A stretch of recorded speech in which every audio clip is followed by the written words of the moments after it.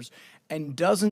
Proceed to the consideration of nominees. I'll recognize Ranking Member Paul for comments, but would ask that other members who wish to make statements do so after we vote so we can move forward as quickly as possible. Ranking Member Paul, you're recognized. 2 weeks ago, the Senate unanimously passed a bill requiring the Director of National Intelligence to declassify information about the Wuhan Institute of Virology and the origins of COVID-19. Last week, this was Senator Hawley's bill, passed the House by a vote of 419 to 0, and also passed our Senate unanimously. That kind of support is usually reserved for naming post offices and honoring sports teams. This is remarkable. Unanimously, we've agreed that we should declassify this information and have a real investigation. But in this case, the subject is very serious, and it shows a broad bipartisan appetite in Congress to uncover the truth about the origins of the COVID pandemic. Well, the bill will do some good if the president signs it. It is only the beginning of the transparency that is truly needed. There are thousands of relevant documents in possession of nearly a dozen other agencies that we know of that need to be made public. We are getting nothing but resistance here.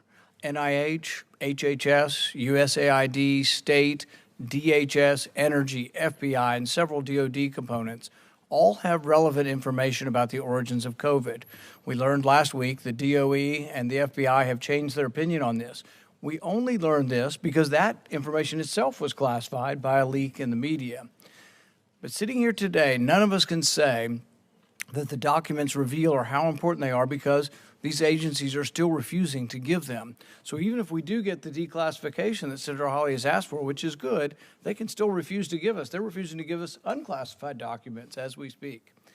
It is unacceptable that most of what we know about the origins of the pandemic has been exposed either through illegal leaks or whistleblowers or FOIA legislation, litigation, freedom of information.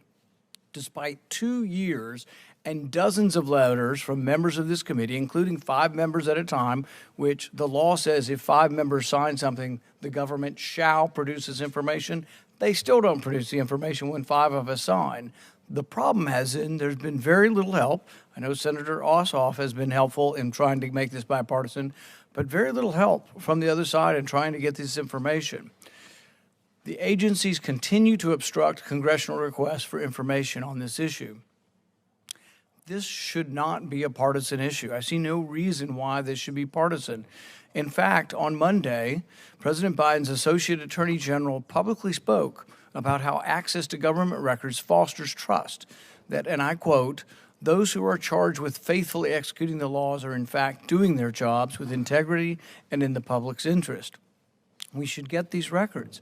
I've spent the last several months asking my Democrat colleagues, including the chairman, to join me in requesting information from federal agencies on the origins of the pandemic. I'm still waiting.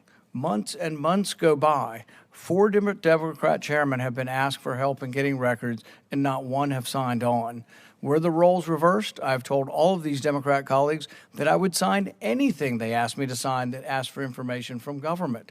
How can we do oversight from government if we're unwilling to have them obey the law? The law says that if 5 of us sign something, they're supposed to reveal it, and they're not doing it.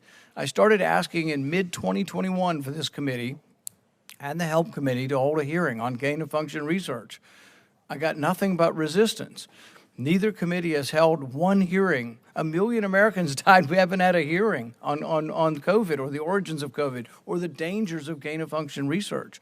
I was finally allowed to hold one in our subcommittee, and the testimony painted a troubling picture of the dangers of this risky type of research. I hope the chairman and others here today will join me in requesting additional information.